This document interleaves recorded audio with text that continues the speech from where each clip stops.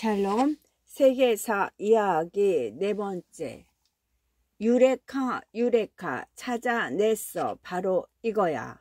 무엇인가 진리를 찾아냈을 때 유레카 하고 외치는데, 이것은 고대 그리스의 과학자 아르키메데스가 목욕을 하다 벌거벗은 채로 뛰어나오며 한 말이에요. 아르키메데스의 원리를 발견한 순간이었죠. 이 이야기에는 진리의 발견을 위해 달려가는 정열적인 인간의 모습이 상징적으로 표현되어 있습니다. 유레카라는 말은 문제에 대한 답을 알아냈을 때 외치는 말로 고대 그리스의 과학자 아르키메데스가 한 말입니다. 아르키메데스는 기원전 287에서 212년, 아르키메데스는 수학자이자 물리학자였으며 발명가이기도 했어요. 시라쿠사의 헤이론 왕은 금세공 전문가에게 금덩어리를 맡기면서 왕관을 만들라고 명령했지요. 전문가가 왕관을 만들어 오자 금의 불순물이 섞여 만든 것이 아닌지 의심이 들었어요. 히에론은 왕관을 아르키메데스에게 주면서 불순물이 섞였는지 분석해 보라고 했습니다. 아르키메데스는 왕관을 어떻게 분석해야 할지 몰라 전전긍긍하고 있었어요. 그러던 어느 날 목욕을 하려고 욕조에 몸을 담그고 물이 욕조 밖으로 흘러 넘치는 것을 본 순간 아르키메데스는 물속에 물체를 넣으면 그 물체만큼 물이 넘치는 것을 보고 깨달았습니다. 금은 은보다 무거움으로 같은 무게의 금덩어리는 은보다 많은 물을 넘치게 할 것이다. 아르키메데스는 기쁨에 넘친 나머지 벌거벗은 몸으로 알아냈다는 뜻의 유레카를 외치면서 밖으로 뛰쳐나왔어요. 집으로 돌아온 그는 당장 실험에 들어갔고 그 결과 왕관에 불순물이 들어있음을 밝혀냈는데, 이것을 아르키메데스의 원리라고 합니다. 아르키메데스는 나에게 지렛대를 달라, 그러면 지구를 들어 올릴 것이다 라는 유명한 말을 남기기도 했어요. 이것은 지뢰의 반비례 원리라는 물리 법칙을 비유해서 말한 것인데, 여기에도 진리에 대한 믿음과 정열이 잘 나타나 있습니다. 또한 아르키메데스가 커다란 반사경을 만들어서 적을 태워 죽였다는 이야기도 전해집니다. 아르키메데스의 최후는 그의 삶처럼 아주 극적이었습니다. 기원전 212년 로마 군대로부터 집중 공격을 받아서 시라쿠사가 패망할 무렵 로마의 군사가 그를 살고 있는 성체까지 쳐들어왔어요. 로마의 군사가 그가 살고 있는 성체까지 쳐들어왔어요. 그때 그는 정원에서 기하학 문제를 풀고 있었는데 적군이 끌고 가려 하자 당황하지 않고 침착하게 말했습니다. 지금 내가 문제를 풀고 있으니 이것을 다 풀 때까지만 기다리게나. 그러나 로마 병사는 그를 기다려주지 않고 그 자리에서 죽이고 말았습니다. 그의 무덤에는 그가 발견한 구에 외접하는 원기둥의 최적은 구의 최적의 1.5배이다 라는 내용을 나타내는 그림이 새겨져 있었다고 하는데, 아쉽게도 지금은 전해지지 않습니다. 달력 1년 365일 5시간 48분 46초의 유래.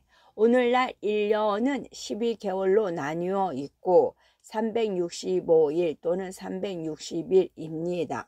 1582년 로마 교황 그레고레우스 13세가 종래의 울리우스력을 고쳐서 만든 그레고리력에 따른 것이에요. 이렇게 되기까지 달력은 상당히 많이 바뀌었습니다. 달력은 영어로 캘린더라고 합니다. 이는 라틴어로 빚을 적어 놓은 장부를 가리키는 칼렌다리움에서 온 말이에요. 빚에 대한 이자를 매달 첫날 캘린지에 주는 풍습이 생겼다고 합니다. 캘린즈라는 말은 본래 그리스어로 크게 외치라는 뜻이에요. 매달 첫날이 되어 이자를 지불할 때 이를 크게 외치는 전문가가 있어서 붙여진 것입니다. 대항력은 기원전 4000년 무렵 이집트에서 처음 생겼는데 당시에는 한 달에 30일씩 12개월에 5일을 덧붙여 1년 365일의 달력을 만들었습니다.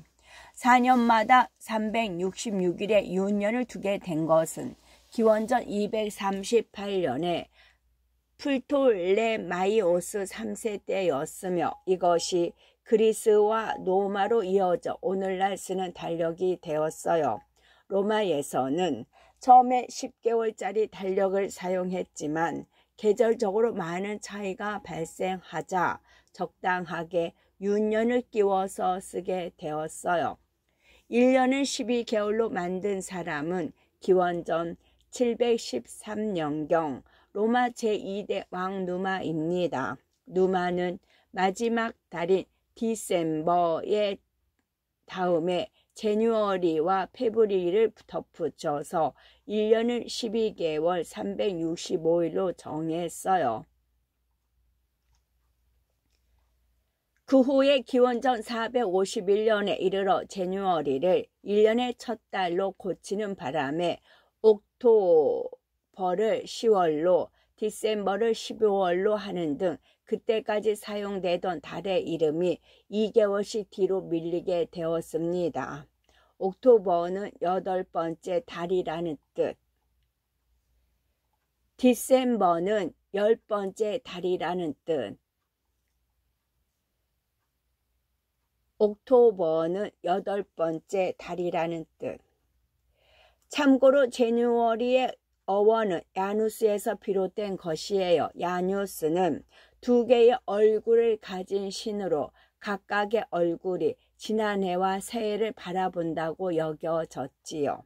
오랜 세월에 걸친 보완에도 불구하고 달력에는 여전히 많은 오차가 있었습니다. 그래서 기원전 45년 율리우스 카이사르가 그리스력을 도입하여 1년을 365일 6시간으로 정했습니다. 여기서 4년마다 한 번 윤달을 넣었죠. 이것이 율리우스력이에요. 아울러 카이사르를 기념한다는 뜻으로 그의 생일인 7월을 줄라이로 고치고 또 로마 제1대 황제 아우구스투스가 자신이 태어난 달인 8월을 어거스트로 바꾸면서 오늘날과 같은 12달의 이름이 갖춰졌습니다. 율리우스는 오랫동안 사용되어 오다가 1582년 교황 그레고리우스 13세가 보관하여 그레고리력을 채택했습니다. 1년을 365일 6시간으로 잡은 율리우스력을 365일 5시간 48분 46초로 고친 것입니다.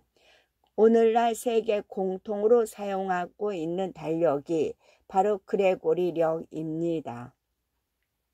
달의 명칭의 유래를 살펴보면 1월은 과거와 미래를 보는 두 개의 얼굴을 가진 야누스 신에서 유래되었어요. 문을 수호하는 신 야누스는 연초에 지나간 해를 정리하고 앞날을 준비하는 의미이지요. 2월은 정화하는 의식이라는 뜻입니다. 고대 로마에서는 지금의 2월이 1년의 마지막 달이기 때문에 신년을 맞이하기 전에 더러운 것을 깨끗이 한다는 의미이지요. 3월은 로마 신화에서 전쟁의 신으로 3월이 겨울의 끝과 봄의 시작과의 경계라고 본 것 같아요. 4월은 열리다라는 라틴어에서 유래됐어요. 4월은 자연계의 만물이 열리는 때이지요. 5월은 봄과 성장의 여신의 이름에서 유래되었고 6월은 로마 신화에서 결혼과 출산의 여신 주노의 이름에서 유래되었고 7월은 고대 로마 시대에는 퀸틸리스 다섯째를 뜻하였으나 로마 황제 율리우스 카이사르가 자신의 이름을 따서 변경했어요. 8월 어거스트는 당초 고대 로마 시대에는 식스틸리스였으나 로마 황제 아우구스투스가 자신의 이름을 따서 변경했어요. 원탁의 기사 아서왕과 영웅들. 원탁의 기사는 6세기경 영국의 전설적인 아서왕 휘하의 기사들을 말합니다. 원탁 주위에는 150명의 기사가 둘러앉는데 위치와 상하의 구별이 없는 것이 특징이었어요. 원탁의 기사단은 함께 식사를 하면서 화려한 무용담과 사랑의 이야기로 꽃을 피웠다고 하죠. 원탁의 기사라는 말을 들어보셨나요? 둥그런 탁자에 기사들이 앉아 음식도 먹고 이야기도 나누었던 것에서 유래한 말인데 둥근 탁자에 앉아 있으면 상하관념보다 서로 평등한 생각이 들게 마련이지요.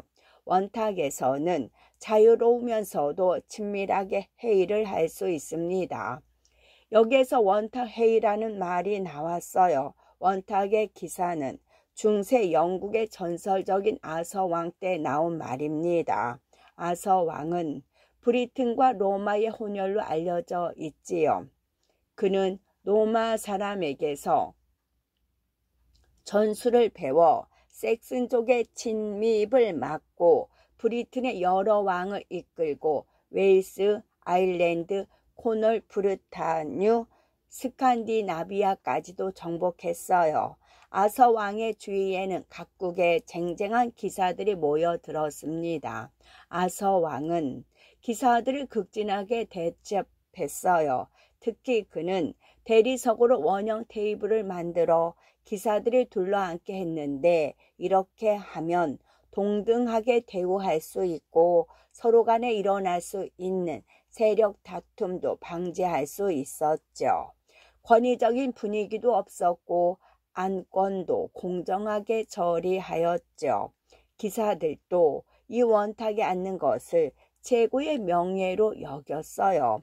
그것은 곧 아서 왕으로부터 인정받고 있다는 증거였기 때문입니다.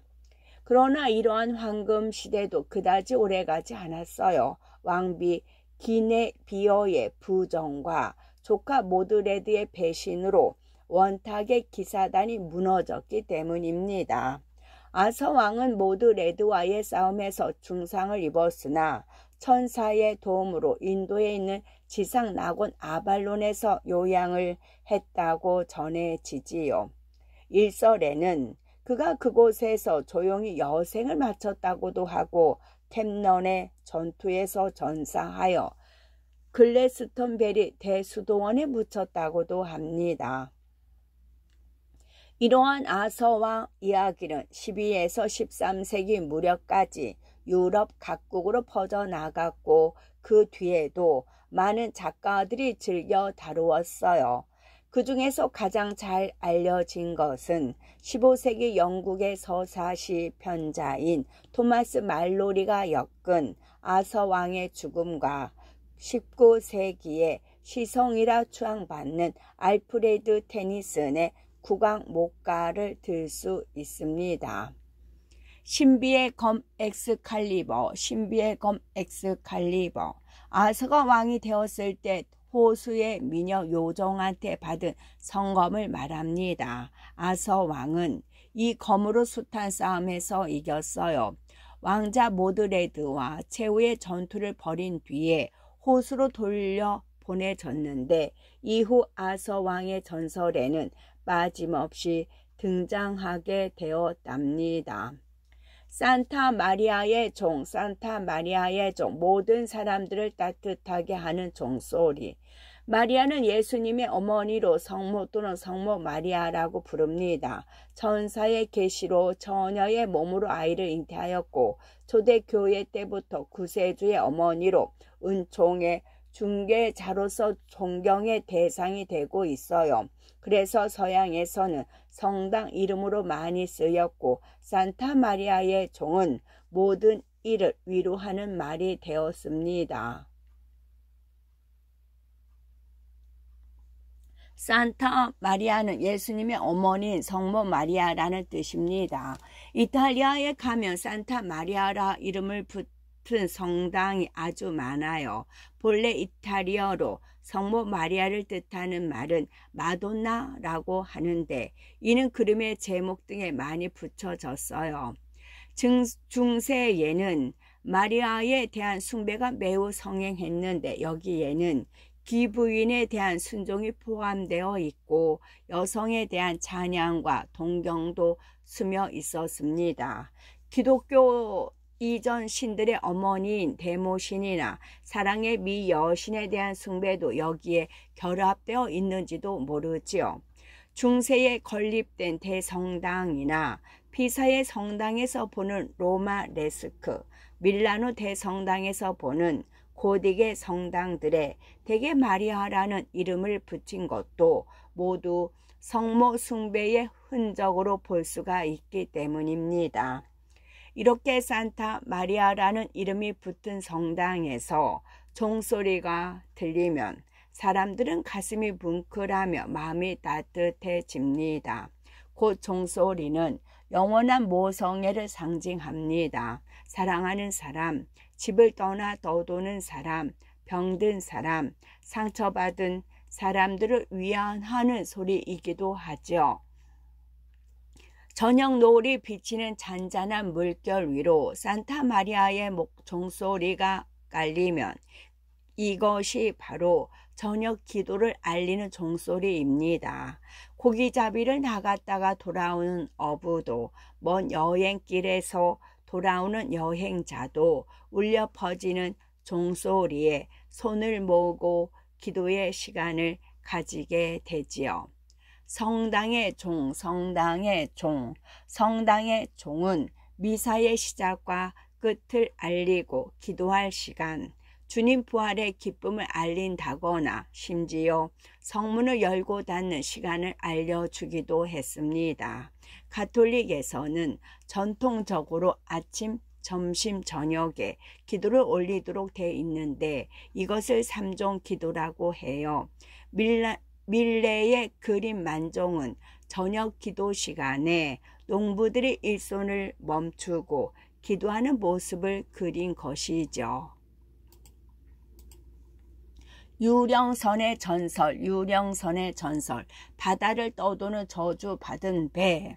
남아프리카 희망봉을 지날 때 폭풍우가 치면 유령선이 나타났다는 전설이 있습니다. 17세기에 신앙을 믿지 않던 네덜란드 선장이 유령이 되어 방황하는 네덜란드인이라는 설도 있고 배 안에서 살인이 일어나 최후의 심판 때까지 바다를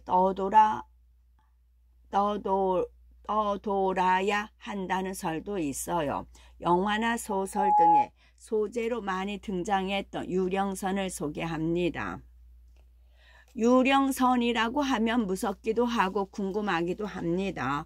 저주받은 영혼을 실은 배가 바다 어딘가를 떠돌고 있는 것 같거든요. 유럽에서는 이 유령선에 대한 이야기를 옛날부터 많이 믿었죠. 17세기 때 저주받은 네덜란드의 선장이 바다 위를 헤맨다고도 하는데 폭풍이 몰아치는 아프리카 남단 희망봉 근처를 지날 때면 돛을 활짝 편 범선이 나타난다고 합니다. 가까이 다가가 보면 유령 같은 사람이 나와 고국으로 보낼 소식을 전해달라고 부탁을 한대요. 이후 사람들은 이배를 유령선이라고 부르며 두려워했어요. 그런데 왜 유령선 이야기가 생긴 것일까요? 문제의 네덜란드 범선이 폭풍을 피하지 않고 거슬러 항해했기 때문이라고도 하고, 배 안에서 살인이 일어나 신우로부터 노여움을 사서 인류 최후의 심판일까지 바다를 항해하며 살아야 하는 벌 받았기 때문이라는 이야기도 있습니다. 유럽에는 이 유령선 전설의 원형인 듯한 방랑하는 유대인 이야기도 전해집니다. 예수님이 십자가를 지고 골고다 언덕으로 끌려가던 중 아하스 에로스라는 신기류 장수의 집 앞에서 쓰러졌어요. 구두나 신을 깁는 일을 직업으로 하는 사람, 신기류 장수는 그때 아하스에로스는 쓰러진 예수님을 매정하게 내쫓았어요. 예수님은 아하스에로스에게 이렇게 예언했습니다. 좋다, 나는 곧 갈 것이다. 하지만 너는 내가 돌아올 때까지 방랑하지 않으면 안 될 것이다. 이렇게 해서 아하스에로스는 예수님이 재림할 때까지 고달픈 방랑 생활을 하게 되었다고 합니다. 이 이야기는 유대 민족이 조국에서 쫓겨나 거의 2000여 년 동안 세계 각지를 떠돌며 살았던 데서 생겨난 것으로 축축해요. 유령선은 소설과 영화의 소재로도 많이 등장했습니다. 영화 캘리비안의 해저 2는 17세기의 침몰한 선박이 20세기 초까지 여기저기의 모습을 나타냈다는 플라잉 더치맨 호의 이야기입니다. 세일렌과 로렐라이 마녀, 세일렌과 로렐라이 마녀. 물과 관련된 전설로는 세일렌과 로렐라이 마녀가 있어요. 세일렌은 그리스 신화에 나오는 요정으로 항해하는 선박의 승무원을 아름다운 노래소리로 유혹하여 잡아먹는다고 해요. 노렐라이 마녀도 나인강을 항해하는 사람들을 노래로 홀려 배가 난파되도록 한다고 전해집니다. 연금술, 마법사인가 과학자인가. 연금술은 옛날에 굴이나 납 같은 것으로 금이나 은을 만들어 내려고 한 기술을 말해요. 또 불로 장생약을 만들려고도 했지요. 하지만 모두 실패했답니다. 그러나 이런 과정에서 연금술은 과학과 화학의 발달에 큰 영향을 끼쳤지요. 또 오늘날에는 언어의 연금술사와 같은 식의 비유로도 쓰이고 있어요.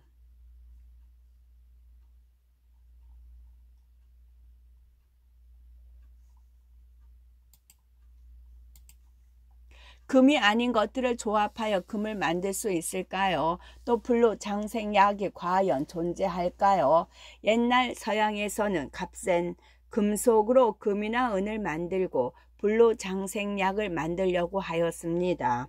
이를 연금술이라고 하는데 고대 이집트에서 시작되어 중세까지 성행한 기술이죠. 연금술은 중세에 가장 활발했는데 당시에는 연금술사라고 하면 마법사에 가까운 존재였습니다. 그들은 어두운 지하실이나 다락방 구석에 들어 박혀서 갖가지 실험에 몰두했어요. 그들은 연금석을 발견하고자 노력했는데 연금석이란 현자의 돌이라고도 하며 그 가루를 조금만 사용하면 어떠한 금속이든 금으로 바꿀 수 있다고 생각했어요. 오늘날 과학으로 말한다면 촉매에 해당이 됩니다. 연금석은 불로장생약이라고도 여겨져 이것을 발견하기 위해서 기상천외한 방법들이 총동원되었지만 모두가 터무니없는 것들이었습니다. 하지만 이런 과정을 통해 연금술은 과학, 특히 화학의 발전에 큰 역할을 했어요. 연금술사 중에서 가장 유명한 사람은 독일의 파우스트 박사입니다. 파우스트는 1480에서 1540년 그는 의학에 정통하고 연금술을 배워 악마와 통하면서 희한한 일을 일삼는 마술사로 여겨져 두려움의 대상이었습니다. 독일의 문호 괴타가 쓴 희곡 파우스트는 바로 이 인물에서 힌트를 얻어 쓴 것입니다. 괴테는 1749년에서 1832년 주인공인 파우스트는 선과 진리를 이상으로 여기며 이를 찾기 위해 악마 메피스토펠레스와 함께 험난한 여행을 떠납니다. 선과 진리를 찾지 못하면 악마에게 자신을 맡긴다는 내기까지 하지요. 오늘날 연금술은 언어의 연금술사라든가 행복의 연금술사와 같은 식의 비유로 많이 쓰이고 있습니다. 이는 연금술이 하찮은 것에서 귀중한 것을 만들어내는 기술이라는 뜻에서 유래한 것으로 언어의 연금술사란 말을 잘 만들어내는 사람, 즉 말을 잘하는 사람을 뜻합니다. 엘도라도 상상 속의 황금나라. 엘도라도는 16세기 스페인 사람들이 남아메리카 아마존 강가에 있다고 상상한 황금의 나라입니다. 특히 잉카 제국을 멸망시킨 피사로의 부사관이 치부차족이 사는 곳에서 직접 체험한 내용이 널리 퍼지며 많은 사람들이 엘도라도를 찾아 나섰어요. 하지만 엘도라도는 발견되지 않았고 오늘날에는 이상향을 뜻하는 말로 쓰이고 있습니다. 엘도라도는 남미 아마존 강가에 있다고 믿어졌던 황금 마을을 말합니다. 그러나 오늘날에는 이상향 또는 낙원을 의미하게 되었죠. 엘도라도는 스페인어로 황금의 사람을 뜻하는데 이는 남미 안데스 산맥의 보고타 고원에 사는 치부차족의 풍습에서 비롯됐다고 합니다. 이 부족의 주장은 온몸에 금가루를 칠하고 호수로 들어가 제물을 바친 뒤 호수의 물로 금가루를 씻어버리는 행사를 벌였다고 전해집니다. 그런데 이것을 본 유럽인들이 황금마을의 환상을 가지게 되어 엘도라도가 있다고 믿은 것이지요. 신대륙의 발견도 황금 전설이 한 원인이 되었습니다. 마르코 폴로의 동방견문록에는 지금까지 황금길이 깔려 있다는 황금의 선 지팡구가 소개되어 있는데 이를 찾아 나섰다가 신대륙을 발견한 것입니다.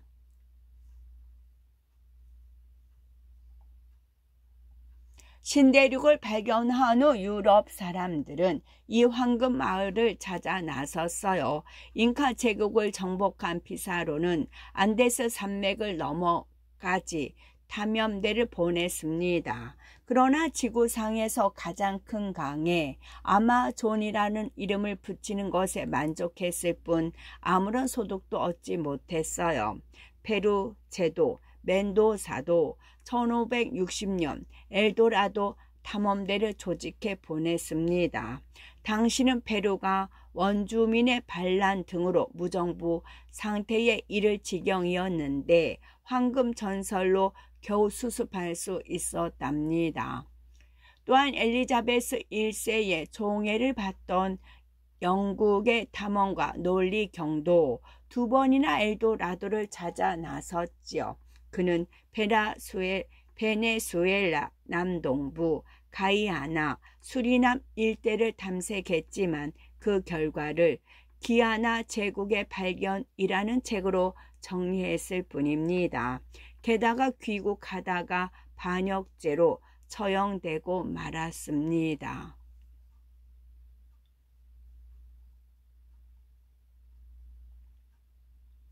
엘도라도 발견은 모두 숲으로 돌아갔지만 소문은 너무 무성해졌습니다. 잉카 제국이 망할 것을 알고 막대한 금은 보화를 어딘가에 숨겨 놓았다든지 피사로가 보물을 어딘가에 감췄다든지 콜롬비아의 보고타 고원 지대에 있는 구아타 비타 호수가 진짜 엘도라도라는 등등. 이 같은 소문들 때문에 사람들은 20세기에 이르기까지 엘도라도를 찾아 나섰습니다. 모두 실패로 돌아갔지만 대신 얻은 것도 많습니다. 남미 대륙을 횡단한 탐험가도 나왔고 레그로 강에서 오리노코 강으로 이어지는 루트를 따라 카리브해로 나온 탐험가도 있었지요. 오늘날 엘도라도는 더 이상 아무도 찾지는 않지만 이상향, 낙원을 뜻하는 말로 많이 사용되고 있답니다. 마키아벨리즘, 수단과 방법을 가리지 않는다. 수단과 방법을 가리지 않는다.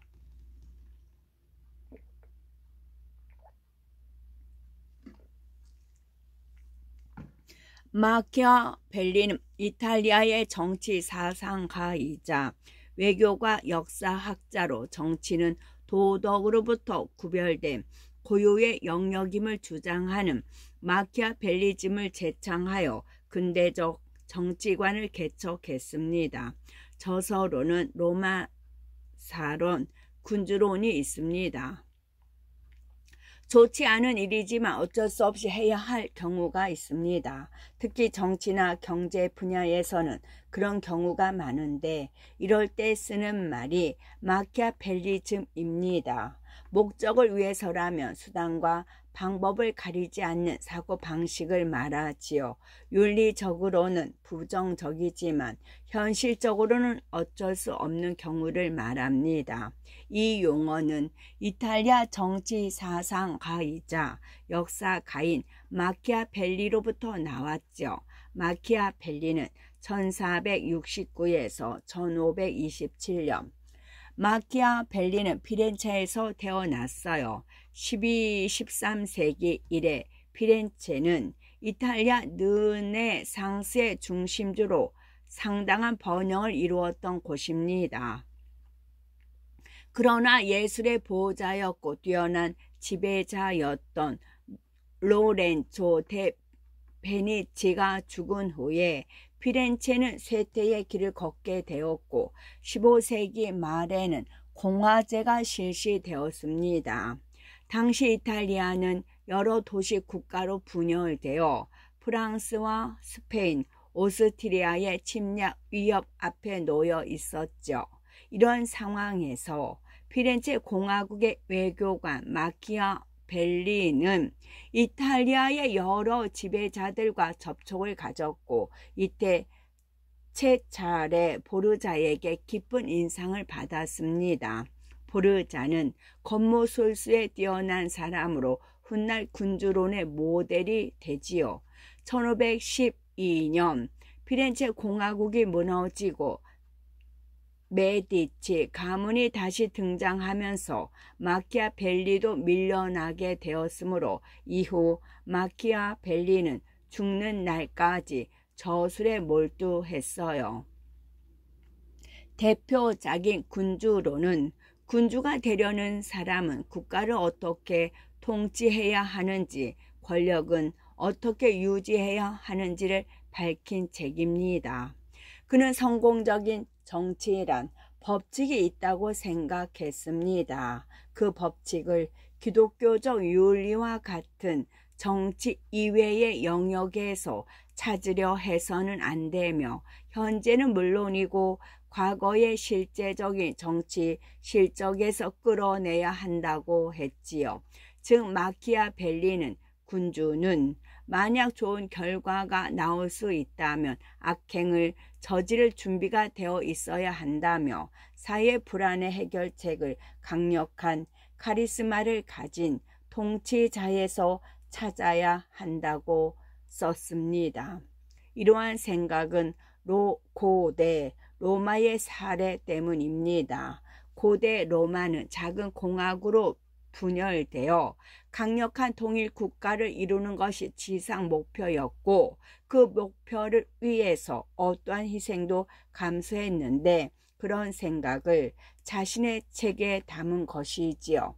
이런 관점에서 본다면 그의 정치 절약은 현실에 안주하지 않고 끊임없이 이상을 추구하는 이상주의적인 요소가 배어 있다고 할 수 있어요. 체자레 보르자는 1475에서 1507년 이탈리아의 정치가이자 추기경을 지낸 인물입니다. 교황의 아들로 태어나 아버지를 도와 중부 이탈리아를 공략해 교황령을 확장하고 1501년에는 로마니아 공이 되었어요. 그 후 주변의 여러 도시와 지방을 정벌하였는데 마키아벨리는 그를 이상적인 전제 군주로 보아 자신의 책 모델로 삼았습니다. 유토피아, 세상에 존재하지 않는 이상향. 토마스 모어는 잉글랜드 왕국 시기의 법률가이자 저술가 정치가입니다. 평생 인문주의자로서 덕망이 높았고 대법관을 포함해 여러 관직을 역임했어요. 1516년에 자신이 저술한 책에서 이상적인 정치체제를 지닌 상상의 섬나라 유토피아라는 단어를 만들어냈어요. 유토피아는 이 세상에 존재하지 않는 이상향을 말해요. 이 용어를 맨 처음 사용한 사람은 16세기 초 영국의 인문주의자이며 사회 사상가였던 토마스 모어입니다. 토마스 모어는 1478에서 1535년 그는 1516년 이상으로 삼는 나라의 모습을 그린 채 유토피아를 썼어요. 유토피아란 그가 만들어낸 이상적인 국가의 이름으로 그리스어의 우와 토포스를 합친 말입니다. 우는 없는, 토포스는 장소 또는 국가. 유토피아는 안트베르펜의 항구에서 만난 한 포르투갈 선원에게 유토피아라는 섬의 이야기를 전해 듣는다는 내용으로 시작됩니다. 이 선원은 아메리고 베스푸치의 세 번째 신대륙 탐험에 동행했다가 돌아오는 길에 이 섬에 들렀대요. 유토피아는 플라톤과 아리스토텔레스의 사상에서도 엿볼 수 있습니다. 물자와 재산은 국민 모두의 것이며 가난도 없고 화폐도 없는 나라를 가리키지요. 이 나라에서는 금이나 은, 철 등은 현재 우리가 사용하는 용도와는 정반대이며 다이아몬드는 그저 장난감에 지나지 않아요. 게으름은 추방해야 마땅하지만 하루 6시간 정도 일하면 충분하고 나머지 시간은 개인의 자유로 취미에 따라 다양하게 이용하지요. 육체의 건강이 가장 우선시되고 교육의 평등과 남녀의 평등, 종교의 자유가 보장되는 곳이랍니다. 전쟁을 꿈꾸지 않으며 전쟁을 치를 필요도 없어요. 토마스 모어가 유토피아를 쓴 이유는 당시 사회상을 비판하기 위해서입니다. 당시 농민들은 소작농으로 전락하고 지배 계급은 타락해 있었는데 이런 영국 사회를 공상적인 이상사회와 비교하며 통렬하게 비판한 것입니다. 유럽에서 이상 국가의 실현을 그린 책은 플라톤의 공화국 이래로 무수히 많아요. 이탈리아의 철학자 캄파렐라의 태양의 나라, 영국 철학자 베이컨의 뉴아틀란티스는 토마스 모어의 유토피아 사상을 이은 저술들입니다. 한편 문학 작품에서는 그리스 남단의 펠로폰네소스 산 한가운데에 있는 아르카디아 지방이 평온한 목가가 흐르는 전원의 이상향으로서 줄곧 다뤄지곤 했습니다. 또 다른 이상향 샹그릴라.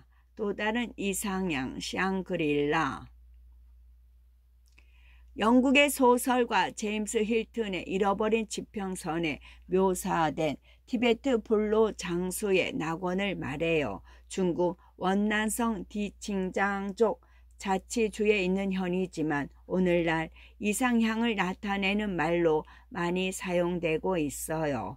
특히 태평양 전쟁 때 미국 공군의 비밀기지 이름으로 사용되어 더욱 유명해졌습니다. 나볼레의 15분간 재치가 필요할 때 쓰는 말. 르네상스의 최대 걸작인 가르강튀아와 팡타그누의 이야기를 쓴 17세기 프랑스의 작가 라볼레는 국왕의 명령으로 로마에 사절로 다녀오다 리옹에서 여비가 떨어졌어요. 호텔에 갇힌 그는 고민을 거듭하다 15분 정도 흐른 뒤 묘안을 짜냈습니다. 과연 라볼레는 어떻게 위기를 탈출했을까요? 음식점에서 음식을 먹었는데 먹고 난 후 돈이 없어 난감한 경우가 있을 수 있지요. 이런 경우 절묘한 아이디어가 필요한데 이때 쓰는 말이 라볼레의 15분간이라는 표현입니다. 여기에는 르네상스 시대 프랑스의 작가이자 의사, 외교관, 성직자 등을 지낸 프랑스와 라볼레에 관한 재미있는 이야기가 담겨 있어요. 성직자이면서도 종교를 강하게 비판했던 라볼레는 프랑스와 1세의 명령으로 로마에 사절로 갔다가 돌아오는 길에 리옹에 머물게 되었습니다. 그런데 여비가 바닥이 나자 호텔에 발이 묶일 수밖에 없었어요. 자신이 누구인지 밝힌다면 여비쯤이야 전혀 문제될 것이 없었지만 라볼레는 내키지 않았습니다. 어떻게 할 것인지 고심에 고심을 거듭하던 약 15분. 마침내 라볼레는 기발한 아이디어를 생각해냈습니다. 그는 아무도 모르게 변장을 하고 자신은 외국에서 오랫동안 연구를 하고 돌아오는 의사인데 지금까지의 연구 결과를 발표하겠으니 리옹에 있는 모든 의사들에게 즉시 호텔로 모이라고 했습니다. 의사들이 모이자 그는 의학에 관한 강연을 시작했고 의사들은 라볼레가 진짜 저명한 의학자임을 의심하지 않았어요. 잠시 후 라볼레는 갑자기 주위의 창문을 전부 닫게 하고 이것은 매우 중요한 이야기이니 아무에게도 말해서는 안 된다라고 다짐하고는 진지한 표정으로 좌우를 둘러보았어요. 사람들의 궁금증은 더해만 갔지요. 라볼레는 주머니에서 2개의 약봉지를 꺼내 보여주었어요. 한 봉지에는 국왕이 먹을 독, 다른 봉지에는 왕비에게 먹일 독이라고 적혀 있었어요. 나는 이탈리아에서 독국물을 연구해 왔는데 연구 결과 이 봉지에 있는 독국물은 아주 적은 양으로도 사람을 금방 죽일 수가 있어. 이 독을 해독할 수 있는 약은 안타깝게도 없소이다. 나는 이것을 당장 파리로 가져가서 국왕과 왕비 그리고 왕자는 물론 공주까지도 모두 죽일 작정이요. 나는 여러분들을 위해 국민들을 위해 저 폭군을 독살하겠소. 이 엄청난 말에 주위에 있던 사람들은 모두 놀랐죠. 그러더니 하나둘씩 그 자리를 빠져나갔습니다. 얼마 후 호텔 주인은 병사들에게 포위되었죠. 누군가가 왕을 독살하려는 자를 신고한 거예요. 그것은 라볼레가 바라던 바였습니다. 그는 병사에게 잡혀 파리로 호송되었어요. 이리하여 그는 한 푼의 경비도 들이지 않고 안전하게 경호까지 받으며 파리까지 갈 수 있었습니다. 프랑스와 1세는 이 중대한 음모를 보고받고 몸소 범인을 신문하려 했어요. 그때를 기다린 나블레는 변장을 풀고 자초지종을 이야기했습니다. 국왕은 나블레의 말을 듣고 배를 지고 웃으며 그의 기지에 감탄하며 그동안의 노고를 지하했답니다. 끝.